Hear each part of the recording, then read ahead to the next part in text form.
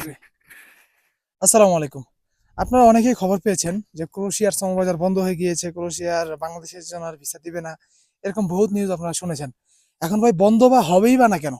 আমাদের বাঙালি জাতটা এতটাই খারাপ যে একজনের জন্য হাজারো মানুষের স্বপ্ন নষ্ট হচ্ছে। কেউ ক্রোয়েশিয়াতে যেয়ে গেম মারতেছে। ক্রোয়েশিয়াতে ২০২৪ সালে যত মানুষ গেছে, অধিকাংশ মানুষই কিন্তু গেম মারছে। আর এই গেম মারার হারটা তারা দেখেই কিন্তু ক্রোয়েশিয়ার ভিসা দেওয়া বন্ধ করে দিয়েছে। ডক্টর ইউনূস সাহেব কিন্তু অনেক কষ্ট করে পরামর্শ করে তারপরে বাংলাদেশে এটা এনেছিল।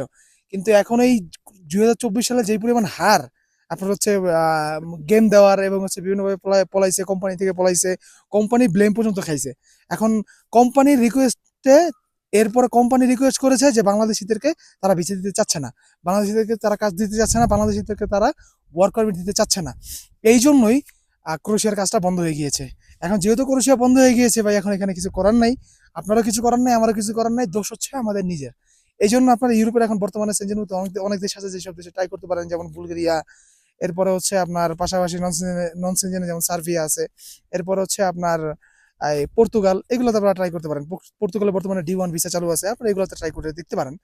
তো আপনারা ইউরোপের বিভিন্ন দেশের আপডেট পাওয়ার জন্য অবশ্যই আমাদের পেজে যুক্ত থাকবেন।